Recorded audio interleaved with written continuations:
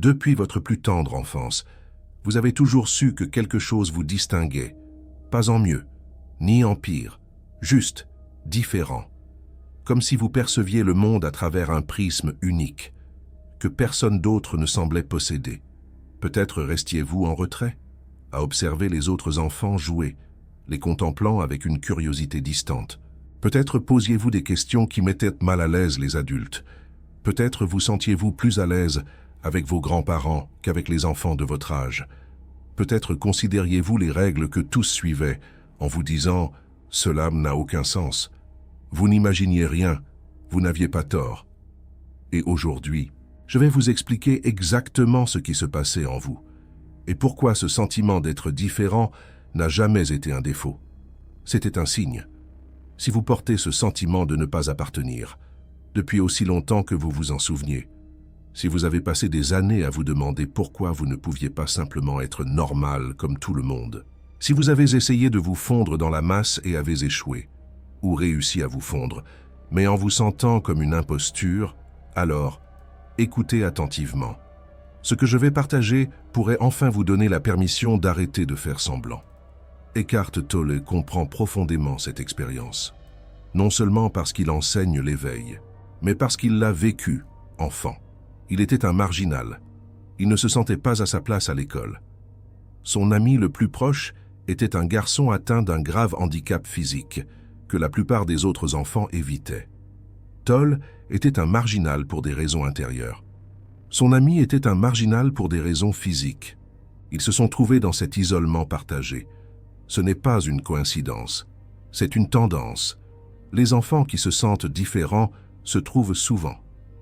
Ils reconnaissent quelque chose chez l'autre que le monde traditionnel ne voit pas.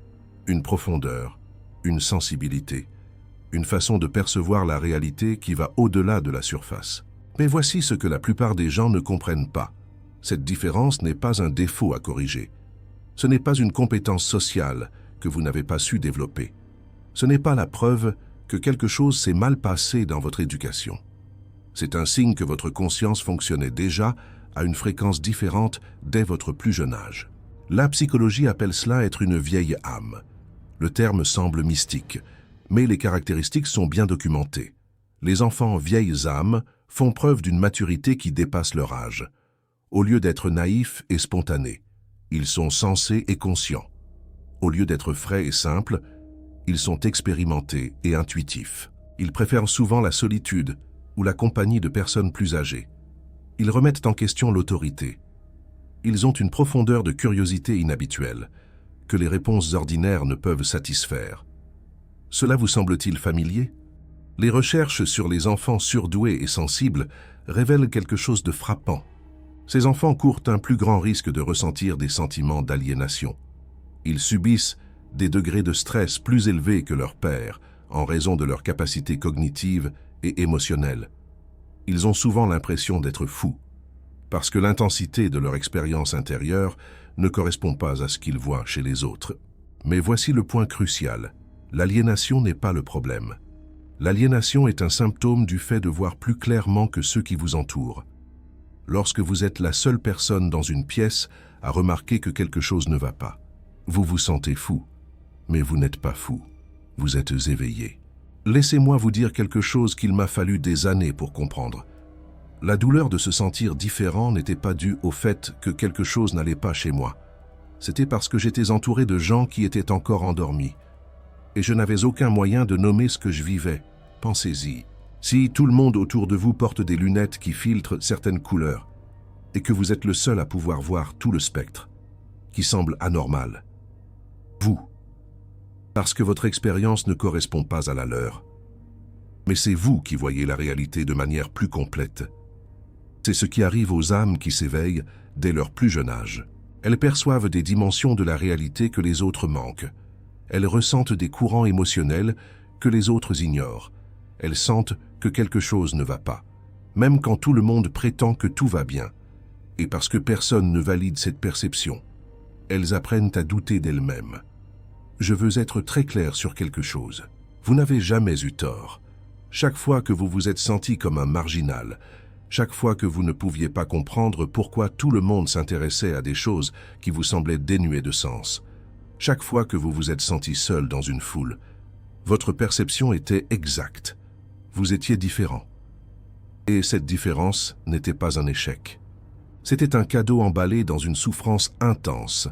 Tolle lui-même a souffert d'une anxiété continue et de périodes de dépression suicidaire jusqu'à l'âge de 29 ans. Pensez-y. L'un des enseignants les plus éveillés de notre époque a passé près de 3 décennies dans une souffrance profonde. Pourquoi? Parce qu'il ne trouvait pas de cadre pour comprendre ce qu'il vivait. Parce que personne ne lui a dit que se sentir différent était un signe de quelque chose qui émergeait, pas un signe de quelque chose de brisé. Mais voici ce qui change tout. Cette différence que vous avez ressentie, ce sentiment de ne pas appartenir. Il ne s'agissait jamais du fait que ce monde vous rejetait. Il s'agissait du fait que vous commenciez à dépasser la réalité consensuelle dans laquelle vivent la plupart des gens. Comme une plante dont les racines commencent à pousser contre le pot qui la contient. L'inconfort n'est pas dû au fait que la plante est défectueuse. C'est parce que la plante est prête pour un contenant plus grand. Maintenant, je veux partager quelque chose qui pourrait être difficile à entendre. De nombreuses vieilles âmes portent des traumatismes précisément à cause de cette différence. Lorsque vous êtes un enfant qui voit et ressent plus que les autres, le monde peut être accablant. La sensibilité qui vous permet de percevoir profondément signifie également que vous absorbez profondément. Les tensions familiales que les autres enfants ignorent peuvent vous blesser profondément. La cruauté de la cour de récréation peut vous marquer de manière à nécessiter des décennies pour guérir. La recherche confirme d'ailleurs cela. Des études montrent que les enfants à haute sensibilité ont des systèmes nerveux finement réglés, qui traitent l'information de manière complexe. C'est un avantage évolutif dans certains contextes. Une forte intuition vous aide à reconnaître les menaces et à gérer des situations sociales complexes. Mais dans un monde qui ne comprend pas ou ne valorise pas cette sensibilité, elle devient une source de souffrance. Donc, si vous portez de vieilles blessures d'enfance, si vous ressentez encore la piqûre d'être traité de bizarre, ou de trop sensible, ou de trop intense, sachez ceci, ces étiquettes n'ont jamais été des descriptions précises de vous. C'était le vocabulaire limité de personnes qui ne pouvaient pas comprendre ce qu'elles voyaient. Laissez-moi vous parler de quelque chose de spécifique qui arrive aux enfants qui sont différents. Ils apprennent à masquer. Ils apprennent à cacher leur véritable personnalité afin de survivre socialement. Ils observent ce que font les enfants normaux et ils l'imitent. Ils deviennent des acteurs dans leur propre vie, jouant une version d'eux-mêmes qui est acceptable pour les autres, mais étrangère à leur expérience intérieure. Ce masquage a un coût. Lorsque vous passez des années à être fidèle aux autres plutôt qu'à vous-même, vous perdez le contact avec qui vous êtes réellement. Vous commencez à douter de vos propres perceptions. Vous vous en remettez aux autres pour savoir ce que vous devez penser et ressentir. Vous développez une profonde solitude qu'aucun contact social ne peut combler. Car personne ne se connecte à votre véritable essence. Ils se connectent au masque. Si vous vous reconnaissez dans cette description, vous n'êtes pas seul. C'est l'expérience partagée par des millions de personnes qui se sont senties différentes étant enfants et ont appris à cacher cette différence pour se fondre dans la masse. Mais voici la bonne nouvelle. Votre véritable vous est toujours là, sous les masques, sous les adaptations sociales, sous toutes les manières dont vous vous êtes contorsionné pour vous intégrer. Votre être authentique a attendu. Et l'un des signes de l'éveil est que ces masques commencent à tomber. Ils deviennent trop lourds à porter. La performance devient épuisante. Et quelque chose en vous commence à refuser de faire semblant plus longtemps. Ce refus n'est pas une rébellion gratuite. C'est votre âme qui insiste sur la vérité. C'est la partie de vous qui a toujours su que vous étiez différent et qui exige enfin d'être vu et reconnu. Eckhart Tolle décrit son propre éveil comme ayant atteint un point où la phrase lui est venue à l'esprit « Je ne peux plus vivre avec moi-même ». Et soudain, il a pris du recul par rapport à cette pensée et a remarqué quelque chose d'étrange. Si je ne peux pas vivre avec moi-même, il doit y avoir 2 moi. Le moi qui ne peut pas faire face et le soi avec lequel le moi ne peut pas vivre. Suis-je un ou suis-je 2? Cette question a fait craquer quelque chose. Elle a révélé l'illusion fondamentale qui causait sa souffrance, le soi qu'il essayait de supporter, celui qui se sentait faux, brisé et différent, n'était pas du tout son véritable soi. C'était une construction mentale, une histoire, une fiction douloureuse que l'esprit avait créée. Le lendemain matin, il s'est réveillé et tout était paisible.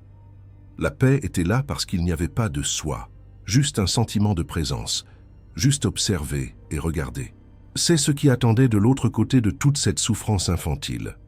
Pas une meilleure version du faux soi, pas un masque plus acceptable, mais la dissolution de toute la structure de la fausse identité. Et à sa place, la présence, la paix, l'être, maintenant. Voici quelque chose d'important. La raison pour laquelle vous vous sentiez différent étant enfant pourrait être précisément parce que votre âme n'a jamais été pleinement engagée envers le faux soi que tout le monde autour de vous construisait. D'autres enfants ont construit leurs égos plus complètement. Ils ont adhéré au jeu plus pleinement. Ils se sont identifiés plus complètement à leur nom, à leur réalisation, à leur position sociale. Mais vous avez reculé. Quelque chose en vous a refusé d'être complètement absorbé dans l'illusion. Et ce refus, qui ressemblait à un échec à l'époque, était en fait les premiers frémissements de l'éveil. Je veux aborder quelque chose qui revient souvent pour les personnes qui se sont senties différentes étant enfants. Il y a une tendance à osciller entre deux extrêmes. Soit vous vous pathologisez, en croyant que quelque chose ne va fondamentalement pas chez vous et que vous devez être réparé. Soit vous vous idéalisez, en croyant que vous êtes spécial et meilleur que tout le monde. Les deux sont des pièges. La vérité est plus nuancée. Vous n'êtes pas brisé et vous n'êtes pas supérieur. Vous êtes simplement câblé différemment. Votre système nerveux traite l'information d'une manière plus complexe. Votre conscience fonctionne à une fréquence différente. Cela vous donne certaines capacités que d'autres n'ont pas. Cela s'accompagne également de certaines vulnérabilités que d'autres n'ont pas. Ce n'est ni mieux ni pire. C'est différent. Et différent est exactement ce dont on a besoin dans un monde qui a désespérément besoin d'éveil. Laissez-moi partager quelque chose de pratique. L'un des plus grands défis pour les personnes qui se sont senties différentes étant enfants est d'apprendre à faire confiance à leur propre perception. Après des années où l'on vous a dit que vous voyez les choses mal, que vous êtes trop sensible, que vos interprétations ne sont pas exactes, vous apprenez à douter de vous-même. Vous vous en remettez aux autres, même lorsque votre instinct vous crie que quelque chose ne va pas. C'est une forme de trahison de soi, et la guérir nécessite de choisir délibérément de faire confiance à votre propre expérience, même lorsqu'elle contredit ce que tout le monde dit. Voici un exercice qui m'a aidé. Chaque fois que vous avez une perception ou un sentiment que vous rejetteriez normalement, parce que les autres ne le partagent pas, faites une pause. Au lieu de vous dire immédiatement que vous avez tort, demandez-vous « Et si j'avais raison ? Et si je voyais quelque chose de réel que les autres manquent ?» Vous n'êtes pas obligé d'agir sur chaque perception, mais vous pouvez vous donner la permission de prendre votre propre expérience au sérieux, de traiter votre savoir intérieur avec le même respect que vous accorderiez aux autorités extérieures, d'arrêter de supposer que la réalité du consensus est plus valable que votre perception directe. Ce n'est pas de l'arrogance, c'est récupérer votre droit de naissance. Vous êtes venu au monde avec des capacités que le courant dominant ne comprend pas. Ces capacités ne sont pas des défauts à corriger, ce sont des cadeaux à développer. Maintenant, je veux parler de quelque chose que beaucoup de gens qui se sont sentis différents étant enfants expérimentent, la solitude existentielle. Pas seulement la solitude sociale, qui consiste à ne pas avoir assez d'amis. La solitude existentielle est plus profonde. C'est le sentiment que personne ne comprend vraiment, votre expérience d'être vivant. Qu'il y a un fossé fondamental entre votre monde intérieur et les mondes intérieurs de tous ceux qui vous entourent. La recherche sur les personnes hautement douées et sensibles révèle que cette solitude existentielle est courante. Une étude l'a décrite comme le sentiment de ne pas avoir le droit d'être moi, un sentiment envahissant que votre être authentique est en quelque sorte inacceptable. Mais voici ce que personne ne vous a dit. Cette solitude n'était pas due au fait que quelque chose n'allait pas chez vous. C'était parce que vous étiez en avance sur votre temps. Vous perceviez des réalités auxquelles la plupart des gens ne s'étaient pas encore éveillés. Vous posiez des questions que la plupart des gens n'avaient pas encore pensé à poser. Vous ressentiez des profondeurs que la plupart des gens n'avaient pas encore appris à ressentir. Bien sûr que vous vous sentiez seul. Vous étiez seul. Pas parce que vous étiez défectueux, mais parce que vous étiez un pionnier. La bonne nouvelle, c'est que vous n'êtes plus seul. Il y a des millions de personnes dans le monde qui partagent cette expérience. Elles se réveillent en ce moment, tout comme vous. Elles se retrouvent en ligne et en personne. Elles créent des communautés où être différent n'est pas seulement accepté, mais célébré. Vous avez déjà vécu le plus dur, les années où vous ne compreniez pas ce qui se passait, les années où vous doutiez de vous-même, les années où vous essayiez de vous intégrer dans un monde qui n'était pas conçu pour vous. C'est derrière vous maintenant. Ce qui vous attend, c'est l'intégration, le retour à vous-même. La découverte que tout ce que vous pensiez être mauvais chez vous était en fait ce qui est le plus juste chez vous. Je veux vous donner quelque chose de concret avant de passer à autre chose. Une façon de commencer à honorer l'enfant en vous qui se sentez si différent et si seul. Fermez les yeux un instant et imaginez-vous enfant. Regardez cet enfant. Cet enfant qui se sentait toujours à l'écart, qui restait en retrait, observant les autres, qui posait des questions auxquelles personne ne voulait répondre, qui avait l'impression de venir d'une autre planète.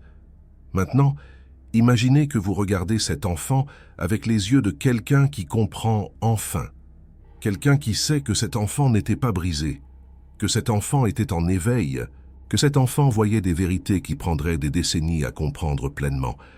Que diriez-vous à cet enfant? Peut-être quelque chose comme « Je te vois. Je sais que tu te sentais différent. Je sais que ça t'a fait mal. Mais tu n'as jamais eu tort. Ce que tu voyais était réel. Ce que tu ressentais était valide. Et je suis ici maintenant pour te dire que tout prend son sens. Tout ce que tu as traversé te préparait à quelque chose. Et ce quelque chose commence enfin à se dévoiler. Ce n'est pas juste un exercice de visualisation. C'est une façon de commencer à guérir la séparation entre qui tu étais et qui tu es devenu. L'enfant qui se sentait différent et l'adulte qui s'éveille maintenant sont la même conscience. Ils sont continus. Et l'adulte peut maintenant donner à l'enfant ce que personne d'autre ne pouvait, la compréhension, la validation et l'amour. Si vous vous sentez ému en ce moment, c'est tout à fait normal. C'est un travail profond. Les blessures de l'enfance ne guérissent pas du jour au lendemain. Mais chaque fois que vous les reconnaissez, chaque fois que vous amenez de la présence à cette vieille douleur, quelque chose change. Le passé commence à relâcher son emprise sur vous. Le futur commence à s'ouvrir. Permettez-moi de partager quelques signes spécifiques qui indiquent que vous avez peut-être été une vieille âme en éveil dès votre enfance. Non pas comme une liste de contrôle pour gonfler votre ego, mais comme un moyen de comprendre votre expérience plus clairement, comme Eckhart Tolle nous l'enseigne. Le premier signe est une conscience précoce de la mortalité. Beaucoup de vieilles âmes se souviennent avoir pensé à la mort à un très jeune âge, pas de manière morbide, mais avec une étrange clarté, alors que les autres enfants jouaient sans se soucier de rien. Vous vous demandiez peut-être ce qui se passe quand on meurt, ou pourquoi nous sommes ici. Cette conscience existentielle est courante chez les âmes en éveil. Cela peut être troublant parce que personne autour de vous ne semble la partager. Le deuxième signe est la sensibilité à l'injustice. Avez-vous ressenti une réaction profonde et viscérale lorsque vous avez été témoin d'une injustice? Pas juste de l'agacement, mais une véritable douleur. Les vieilles âmes luttent souvent contre l'injustice dans le monde dès leur plus jeune âge. Elles ne peuvent pas comprendre pourquoi les gens se font du mal, pourquoi certains ont tant alors que d'autres n'ont rien, pourquoi la cruauté existe. Cette sensibilité n'est pas de la naïveté, c'est un aperçu d'une façon de voir plus évoluée, une vision que Eckhart Tolle encourage à cultiver. Le troisième signe est une préférence pour la profondeur plutôt que pour l'étendue. Alors que les autres enfants voulaient peut-être faire beaucoup d'activités et avoir beaucoup d'amis, vous préfériez peut-être quelques connexions profondes et des intérêts ciblés. Les banalités vous semblaient inutiles. Les interactions superficielles vous vidaient de votre énergie. Vous vouliez aller en profondeur ou ne pas y aller du tout. Le quatrième signe est le sentiment d'être plus âgé que votre âge. Les adultes ont peut-être fait remarquer que vous sembliez sage pour votre âge, ou que vous aviez une vieille âme. Les autres enfants vous trouvaient peut-être étrange parce que vous ne vous intéressiez pas aux mêmes choses qu'eux. Vous vous sentiez peut-être plus à l'aise avec les adultes, ou seul, qu'avec des pères de votre âge. Le cinquième signe est la remise en question de l'autorité. Pas d'une manière rebelle, agressive, mais dans une véritable interrogation du genre « Pourquoi faut-il que ce soit ainsi ?» Vous voyez à travers la nature arbitraire de nombreuses règles et attentes. Vous ne pouviez pas comprendre pourquoi les gens suivaient des traditions qui n'avaient aucun sens. Vous aviez des ennuis, non pas parce que vous étiez mauvais, mais parce que vous ne pouviez pas faire semblant d'accepter ce que votre esprit voyait clairement comme illogique. Le sixième signe est l'absorption des émotions des autres. Vous pouviez ressentir ce que les autres ressentaient comme si c'était votre propre expérience. En entrant dans une pièce, vous pouviez sentir l'atmosphère émotionnelle. Être entouré de personnes malheureuses vous rendait malheureux. Être entouré de personnes anxieuses vous rendait anxieux. Cette sensibilité empathique peut être accablante, surtout pour un enfant qui ne comprend pas ce qui se passe. Si vous vous reconnaissez dans plusieurs de ces signes, alors vous avez la confirmation de ce que vous avez toujours su. Vous étiez bien différent. Et cette différence n'était pas un problème à résoudre, c'était une capacité à développer. Maintenant, je veux aborder quelque chose d'important.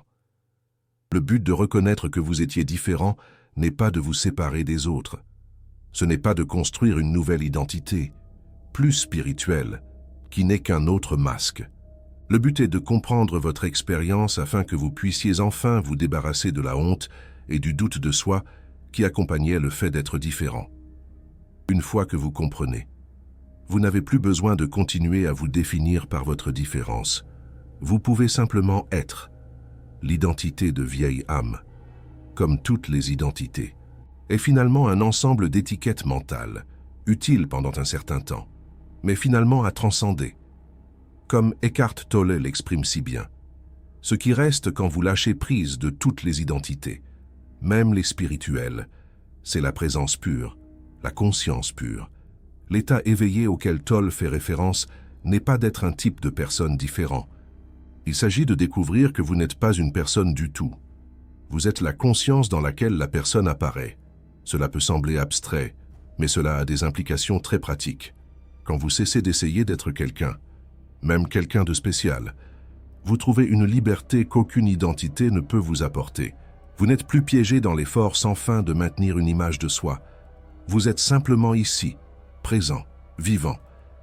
Le sentiment d'être différent que vous portez depuis l'enfance pointait vers cela depuis le début.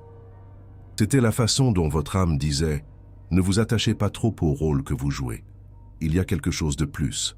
Quelque chose au-delà de toutes les catégories et étiquettes.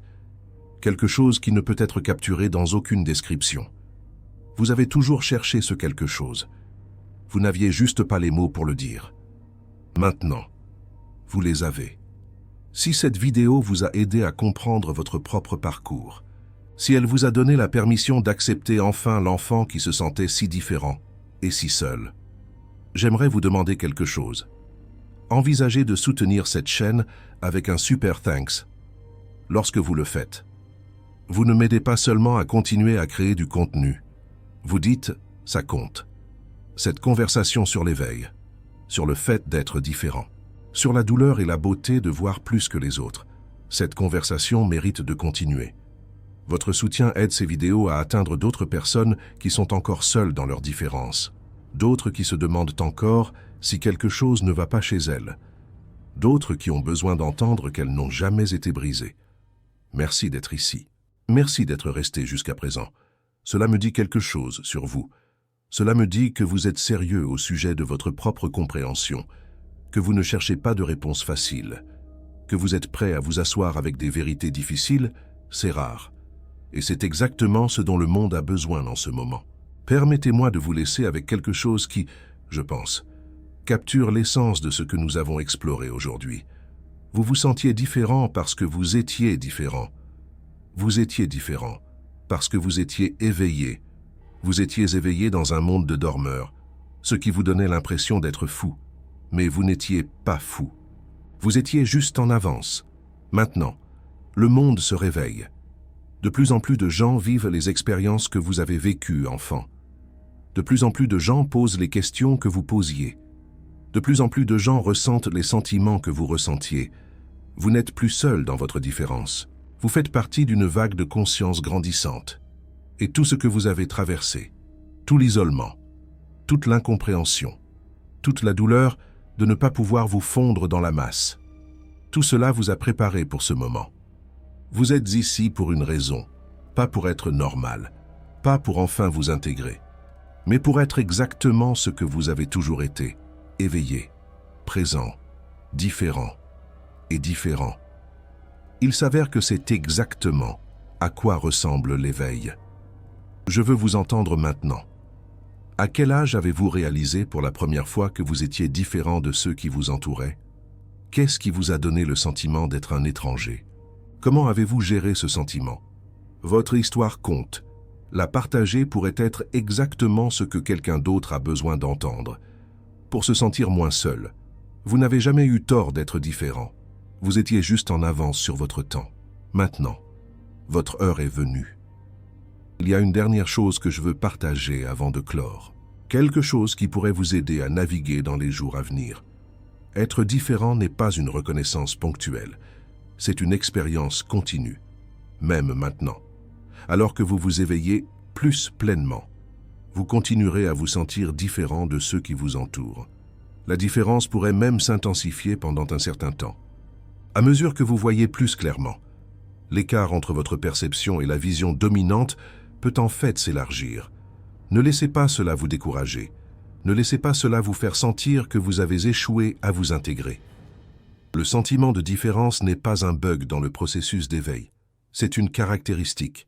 Ce qui change, c'est votre relation avec le fait d'être différent. Dans l'enfance, être différent ressemblait à un rejet. On avait l'impression que quelque chose n'allait pas chez vous. Maintenant, vous pouvez appréhender cette différence avec plus d'espace. Vous pouvez reconnaître que vous fonctionnez simplement à une fréquence différente et que cette fréquence est nécessaire dans le monde. Vous n'avez pas à vous excuser de voir ce que vous voyez. Vous n'avez pas à atténuer votre lumière pour mettre les autres à l'aise. Vous n'avez pas à prétendre que les rêves collectifs dans lesquels tout le monde est tellement investi sont plus réels qu'ils ne le sont. Vous pouvez être pleinement vous-même, pleinement éveillé, pleinement présent, même dans un monde qui est encore largement endormi. Et à partir de ce lieu d'authenticité, vous pouvez offrir quelque chose de vraiment précieux. Non pas enseigner d'en haut, mais partager d'à côté. Non pas juger ceux qui dorment, mais témoigner avec compassion de leur voyage.